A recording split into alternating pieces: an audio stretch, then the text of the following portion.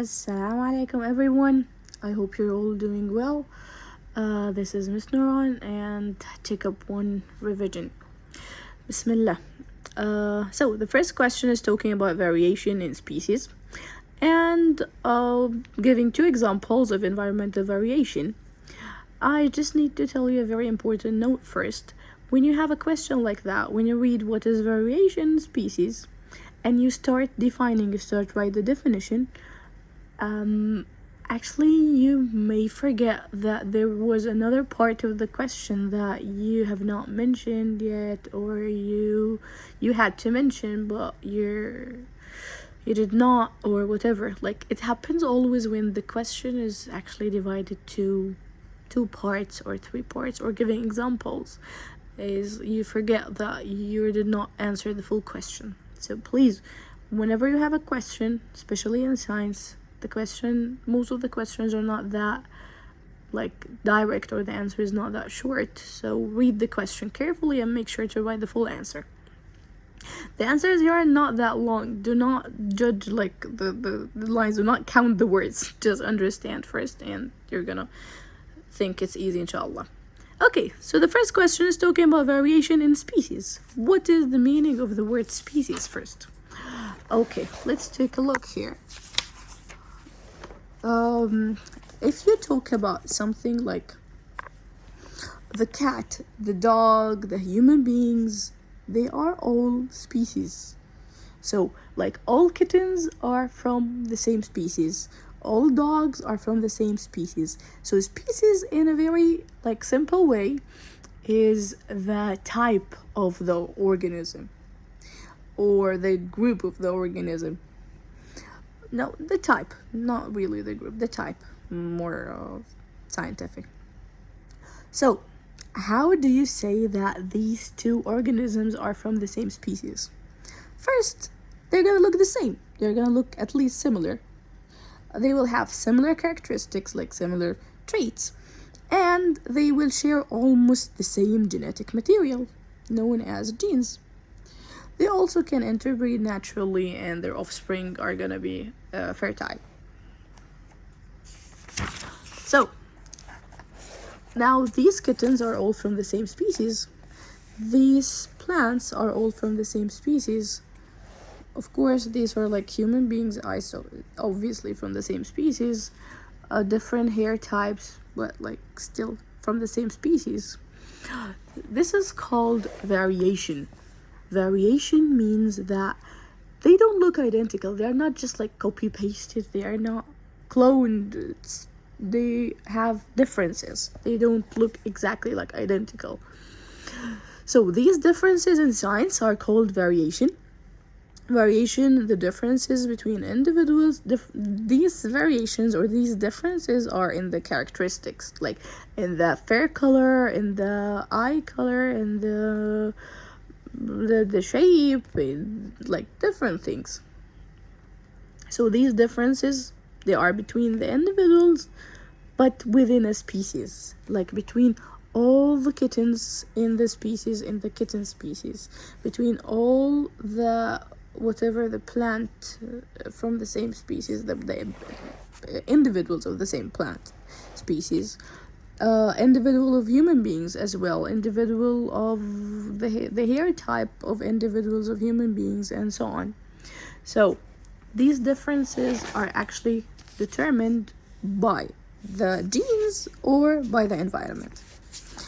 So variation refers to the differences in characteristics between individuals of the same species. In characteristics is not written in the book, but it's important. Okay. One of the main reasons of variation is the genetic one. They just inherit it from their parents. That's just how their genes are. But the other reason is environmental variation. You don't actually inherit it from your parents. You get it from your surrounding, or from your lifestyle, or the environment inside the womb or outside the womb. So they are caused by the surrounding or the lifestyle, not by the genes. So your genes actually have nothing to do with this. Like what? Like your language. Were you born speaking the language you're speaking now? So, if your parents are able to speak English, does it mean that you will be born able to speak English? Definitely not. You have to get it, you have to learn it. So, it is an environmental variation. It is a learned trait. It's something that you do not inherit. Also, the hairstyle, the scars, a lot of things. You just do not inherit these things. They are environmental. They can be caused by like the language. It's like where do you live? The hairstyle, it's actually kind of your choice. The scars, maybe like accident or scars. So you can add any other environmental variations. It's up to you. It's fine, but like try to explain it. So this is all about variation for the first question. Now moving on to the next question. Why might the language a person speaks be considered an example of environmental variation rather than inherited variation? Do you have in your genes, do you have English in your genes? Do you have Arabic in your genes? Do you have any language in your genes? Language is learned through communication with family, friends, society, and it's not passed on genetically. It's not in your genes to be passed on anyways. So unlike inherited traits like the eye color, the hair type, not the hairstyle, language depends on your environment. Just your environment. It has nothing to do with your genes. You can rephrase this answer according to your understanding. You do not have to write the exact answer, but try to explain it in a scientific, clear way. So, about variation, I think this is mainly the main reason, or like the main points about variation. Question 3. What is it meant by selective reading? I don't know why, but I find this topic really interesting and fun. I hope you have the same feeling, inshallah. And how do humans use it to produce desired traits in animals or plants, or even sometimes microorganisms? It could be used for all of the organisms. Now let's first talk about selective breeding and its meaning. Actually, selective breeding has a different or another name, which is artificial selection. Artificial means it's not natural. It cannot be just like naturally done like this. So it has been used by humans long before we knew anything about genes. Actually, they were just using it without really knowing that they are doing selective breeding. Okay, how do you do it exactly? What exactly do you do to be selectively breeding animals?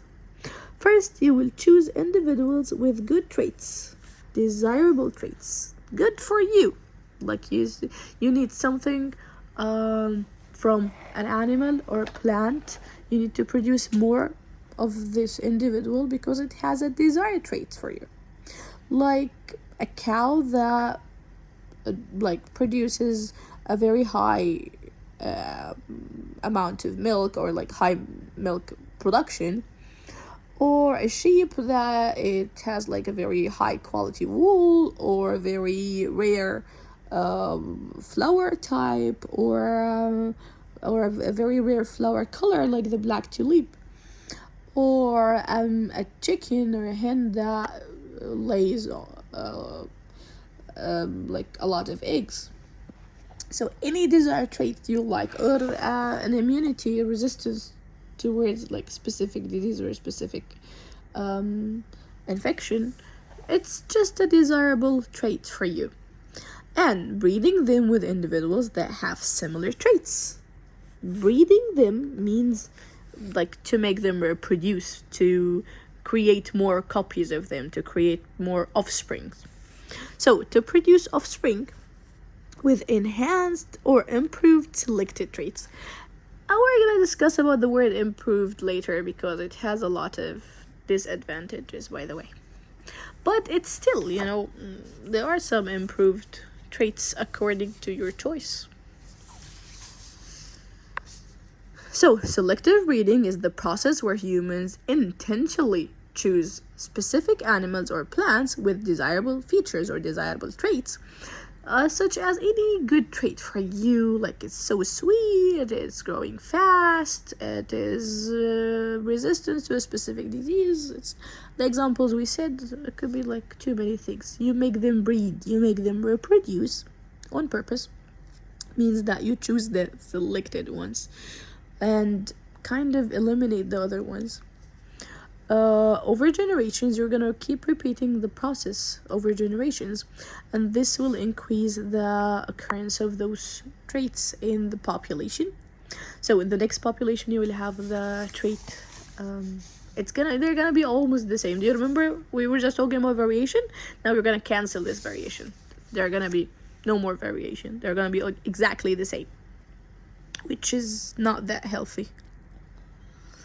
Okay, now as we said the meaning of selective breeding, now let's say why is it not the perfect choice? What may happen to the organism? Okay, actually we have too many reasons. First, you will have less variation, almost no variation, because you are making the same thing. You're just like making all the individuals having the same traits again, which could then lead to extinction. So why less variation could lead to extinction? Because you do not have, like, if one individual is not resistant to a specific disease, that means all of the other individuals are having the same weakness, which is they are all not resistant. They cannot resist this disease. Imagine they all got this disease. Now, خلاص, extinction. They are not gonna be there anymore. So, less variation can lead to extinction, and also some traits you choose are good for you, but they are harmful for the animals or for the plants. So it is not and it's not what you choose. Any play with nature, any change in nature is not good for nature or for you. So the consequences or the result if you are choosing to selectively breed organisms, you have the answer here organized. You can write it in your own words, but try to mention the main scientific words. First, reduce genetic diversity or less variety. So they are not gonna be having like variations, like they're gonna be almost the same, which makes them really like get diseases really easily and cannot resist environmental changes. Because imagine like they all have the same strengths and weaknesses. It's not good at all for the survival of the organisms. And also increased health problems if they are closely related. So they're gonna have like similar genetics, which may sound like good, but this is actually no, it is increasing the chance of having health problems. They should not be genetically close. They're actually genetically almost identical now.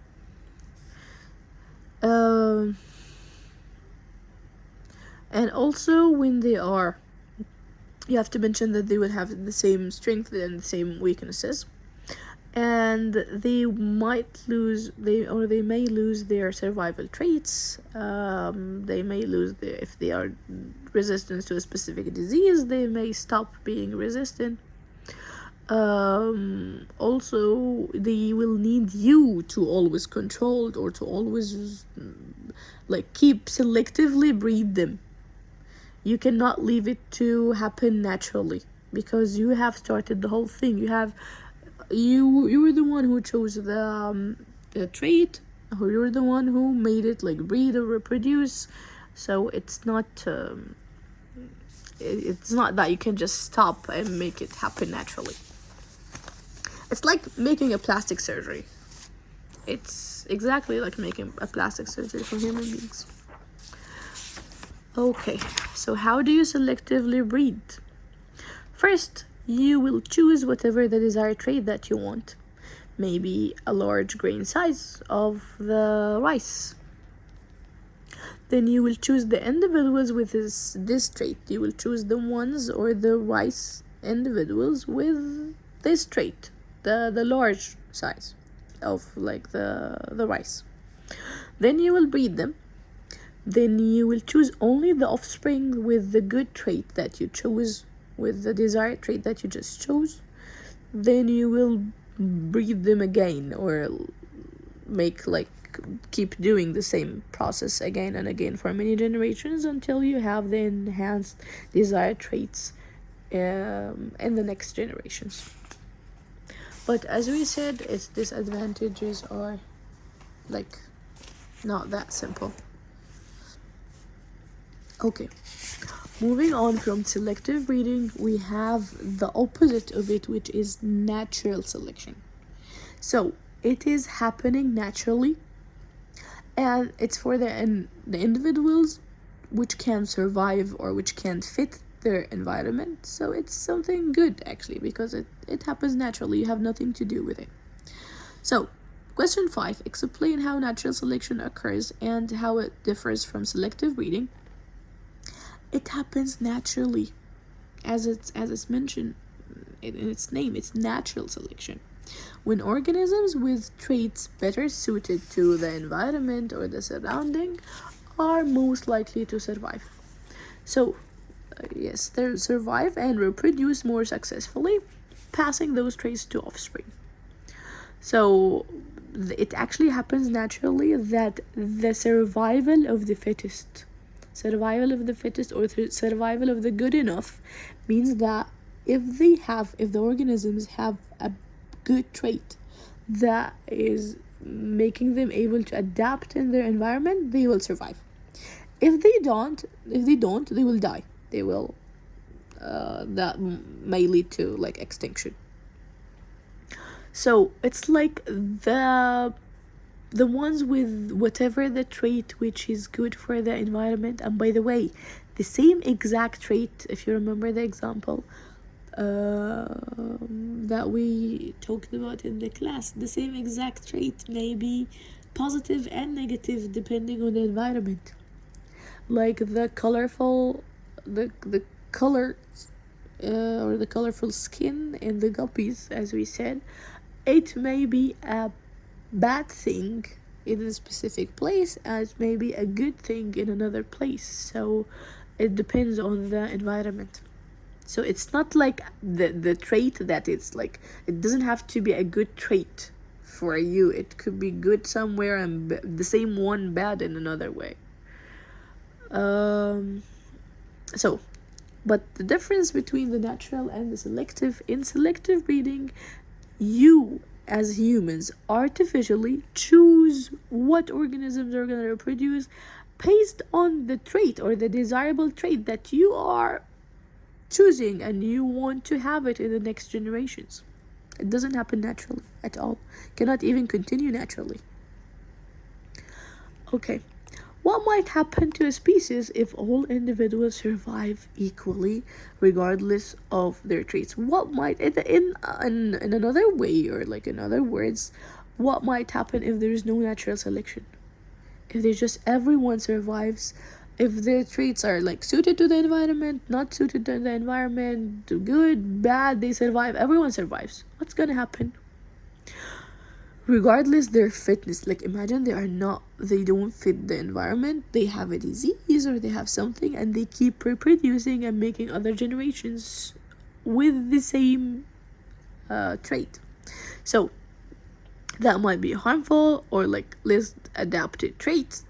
That is not this is not gonna affect only the individuals with these traits. It's gonna affect the entire population of the specific species, and it's gonna be like weak population, less adapted to the environment, having a very high risk of extinction because many of its individuals now are not fit to their environment. So they need actually to naturally select. It happens naturally.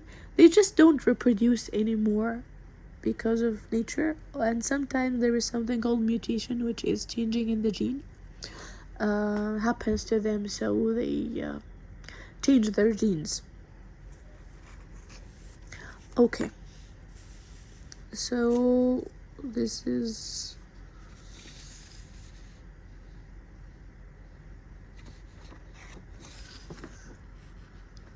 now let's finish the questions of chapter 4 first, then we will move on to chapter 8. Okay, we have here the definition of variation. Can we write the definition in the book, or can we depend on the definition in the book? See, the definition in the book is not wrong, but it's not that detailed. This is more detailed. So please try to mention it in details.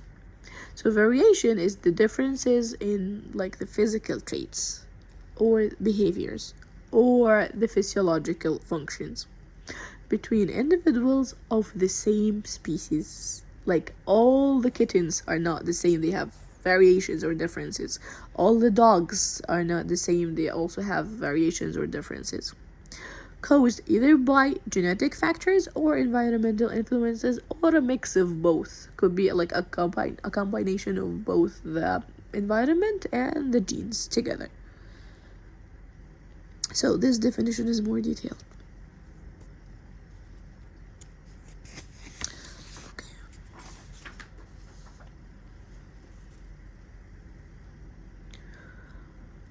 What is the scientific term for a genetically determined characteristic from parents to offspring? It is the gene, the definition of the gene, or genes, and there are also segments of DNA which carry your traits or characteristics. Okay. Difference between individuals within a species. This is a variation, but in a very summarized way. As the same as the question that we just talked about, the one about variation also. Okay, now, what is the meaning of a scientific theory or a scientific model? You actually have seen a phenomena or something that is taking place or happening a lot too many times, and you want to explain this thing that is happening. But to explain it, you cannot just explain it in a like guessing. You cannot just guess the cause of it. You cannot guess the meaning of it. So you use the scientific or the science words to have a proper scientific explanation.